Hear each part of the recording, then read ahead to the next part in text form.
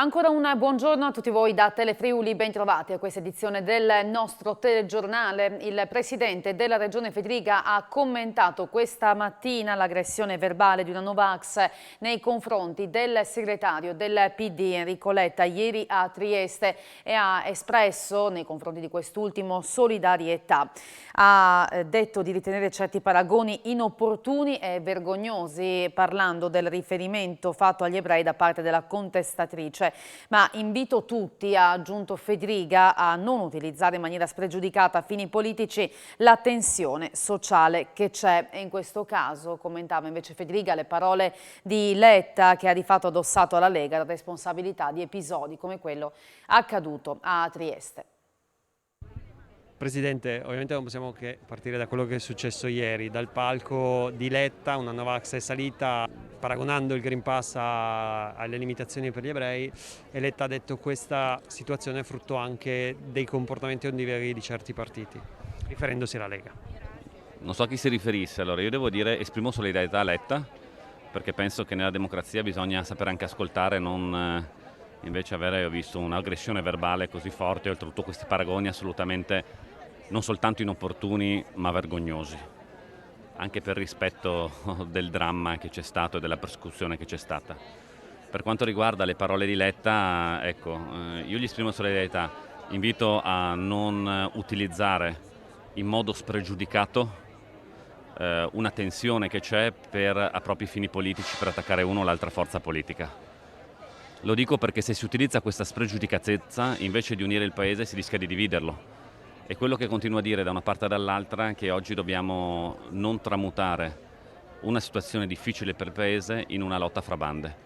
E da entrambe le parti dobbiamo lavorare per questo. Quindi invito anche il segretario del PD Letta a ragionare in tal senso e non alimentare scontri di questo tipo, perché li reputo poco opportuni e poco utili al Paese. La definizione free vax di Matteo Salvini potrebbe alimentare certi sentimenti. Perché se uno dice che, voglio dire, voi sapete come la penso, l'ho detto in modo chiaro, ma free vax qualcuno dice che vuol dire che dica che siamo come gli ebrei. Mi sembra veramente una cosa fuori luogo, dare la responsabilità a Salvini di un'affermazione di questo tipo, come ha fatto la signora ieri, e mi sembra appunto un'affermazione strumentale e azzardata, che non aiuta ad accompagnare il Paese in questo momento difficile. E Letta la sera in Regione ha anche detto che ormai il governo fa l'opposto di quello che dice Salvini. Beh, mi sembra che Draghi abbia detto con chiarezza che non vuole aumentare tasse, che è quello che chiede la Lega. Mi sembra che il governo Draghi sia orientato a mettere in campo misure di sviluppo e di riuscita d'impresa e non la patrimoniale, che non mi sembra proprio quello che dice il PD. E quindi dopo ognuno ovviamente fa il suo ruolo. Io spero che in questo momento non ci sia un continuo alimentare di questo scontro, perché è sbagliato e lo reputo anche poco utile alla gestione che il governo ha di un periodo difficile. Era scappato dall'Italia per evitare il carcere. Dopo alcuni anni un 70enne residente in regione è stato rintracciato e arrestato in Albania. L'appoggio per vivere all'estero arrivava proprio dal Friuli, infatti aveva escogitato un piano per il suo mantenimento, il tutto alle spalle dello Stato. Seguendo il denaro, la Polizia di Stato è riuscita a rintracciare ed estradare un latitante di 70 anni che dal Friuli era scappato in Albania. L'uomo, originario di Cosenza ma da anni residente in regione, era stato condannato a 13 anni di carcere per diversi reati, tra i quali bancarotta fraudolenta, frode e truffa. Da qui la sua fuga a Tirana con la complicità di un compare che dalla provincia di Udine gli spediva regolarmente dei soldi per poter vivere all'estero, anche ottenuti illecitamente. Il condannato infatti percepiva una pensione sociale a cui non aveva diritto, con danni alle casse dell'INPS calcolati in 24.000 euro. L'attività investigativa prima ha permesso negli ultimi mesi di localizzare le utenze telefoniche in uso al latitante, poi di scoprire che percepiva gli assegni di sostegno. Proprio grazie a questo ultimo indizio, gli inquirenti sono riusciti ad individuare gli sportelli bancomat dai quali un complice prelevava il contante per poi trasferirlo con money transfer in Albania. Le indagini, condotte anche attraverso i social utilizzati dal 70enne, hanno quindi consentito di individuare la residenza del condannato e di arrestarlo. Ieri sera è stato estradato in Italia e portato in carcere a Civitavecchia. Iscritto nel registro degli indagati per favoreggiamento anche il compare, un 65enne residente in provincia di Udine. Un libro preso in prestito da una biblioteca dopo un secolo è tornato a disposizione degli studenti di un istituto scolastico di Gorizia.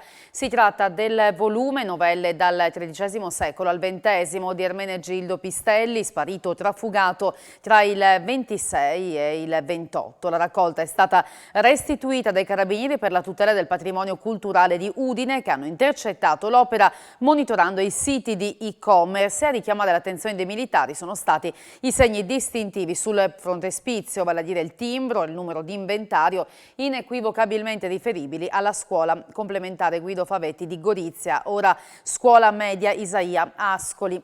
Il libro, dopo essere stato sequestrato, è stato riconsegnato alla dirigente dell'istituto, Eleonora Carletti, dal comandante del nucleo, Lorenzo Pella. Nessun procedimento è stato invece condotto nei confronti del detentore del volume, ritenuto inconsapevole della natura pubblica dell'opera dopo quasi 100 anni.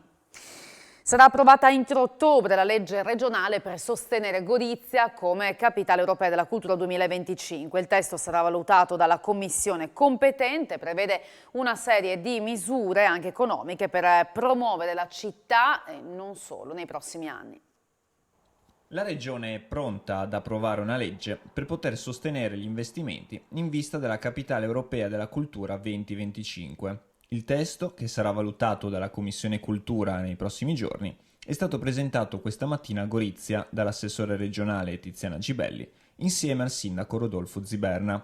L'esponente della Giunta Fedriga ha evidenziato gli obiettivi da qui ai prossimi anni. In questo solco è nato anche il nuovo gruppo di coordinamento per il versante italiano, che raccoglierà i diversi soggetti interessati, a partire dal GECT.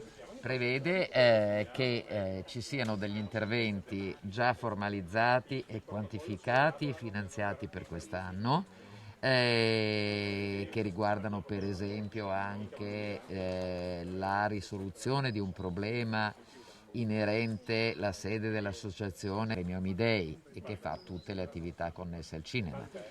Ci sono anche altre ovviamente disposizioni più generali che riguardano le modalità con le quali la Regione supporterà sia economicamente con investimenti e con una dotazione di risorse finanziarie, sia dal punto di vista operativo il Comune di Gorizia. Entro il mese di ottobre noi prevediamo l'approvazione, spero di non avere difficoltà, ostacoli.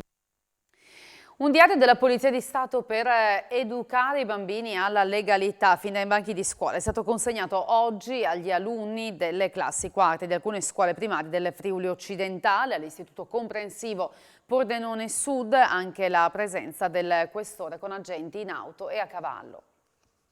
Un anno a scuola con per compagno un diario speciale, quello realizzato dalla Polizia di Stato in collaborazione con il Ministero dell'Istruzione per educare i giovani alla legalità. Per l'iniziativa in regione è stata scelta Pordenone, dove hanno aderito le primarie degli istituti comprensivi Pordenone Sud, Torre, Roveredo in Piano, Alzano X e Spilimbergo. Gli alunni delle quarte hanno ritirato l'agenda e alcuni di loro conversato con il questore Marco Odorisio. Un impegno quotidiano, costante, perché è importante informare, è importante rendere consapevoli, è importante prevenire questi fenomeni e quindi quali migliori occasioni di quella di essere proprio appunto tra i ragazzi e farsi portatori di questi messaggi. L'iniziativa rientra tra i progetti volti a favorire il rafforzamento della condivisione per la legalità. I personaggi dei fumetti, protagonisti del diario, raccontano anche agli studenti il significato e l'importanza della Costituzione. Progetti di educazione civica già appartengono un po' alla recente scuola italiana con la ripresa dell'educazione civica nelle scuole dall'anno scolastico scorso e la presenza delle forze dell'ordine, delle moto, dei cavalli e quindi di tutti quegli aspetti di curiosità dei bambini, dei ragazzi. È veramente una bella iniziativa. Relativamente alle prossime elezioni comunali, la Regione non ha accolto la richiesta di rinvio inoltrata dal legale di Anna Ciriani, candidata a sindaco a Pordenone, a seguito della riammissione della stessa nella competizione elettorale. Lo ha comunicato l'assessore regionale alle autonomie locali Roberti, spiegando che nella fattispecie il caso non rientra nelle cause di forza maggiore previste dalla norma. Pur non potendo organizzare la tradizionale sagra, la Pro Loco di Brazzacco al Forte è riuscita comunque a tenere aperta per tutta l'estate la struttura permanente. Domenica, per chiudere la stagione, ha organizzato una festa in fattoria. Quest'anno siamo stati anche abbastanza fortunati, non abbiamo fatto la sagra che ogni anno noi facciamo, sempre in questo sito, però abbiamo aperto per 2 mesi di seguito, ogni weekend, solo e soltanto le cucine. È andata molto bene grazie anche al tempo e grazie anche alla voglia di uscire, era tutto su prenotazione chiaramente e siamo stati molto soddisfatti. La fattoria come nasce 15 anni fa per merito della Pro Loco chiaramente, viene gestita da delle ragazze bravissime sicuramente perché loro ogni giorno sono qua, mattina, ogni giorno, 7 giorni su 7. Siamo partiti con piccoli animali, quindi galline, conigli, queste cose qua, per arrivare a quello che abbiamo adesso, asini, capre, tutta una serie di animali che vengono settimanalmente visitati da moltissima gente anche da fuori comune. Chiudiamo con la festa della fattoria per ringraziare più che altro le ragazze che lavorano dentro. Si inizierà alle 10 di mattina e si chiuderà la giornata verso le 6-7 di sera. Inizieremo con il far vedere come si fa la frittata, poi ci sarà un altro evento, come si fa il frico, come facciamo il formaggio e poi tanti mestieri che ormai non esistono più oppure che poca gente sa che esistono, tipo fare le sporte, fare il covone anzi con il fieno, sfogliare le pannocchie, la pigiatura dell'uva. In chiusura il calcio con la quinta giornata di Serie A che si è chiusa ieri sera con la sconfitta dell'Udinese, la seconda consecutiva. Bianconeri timidi nel primo tempo e più imprecisi, poi nel secondo grazie all'innesto dei nuovi mettono in difficoltà la Roma ma non agguantano il pari. Sentiamo Gotti. È una partita dove la Roma ha iniziato molto forte, ha iniziato in maniera veemente e nei primi 7-8 minuti ci crea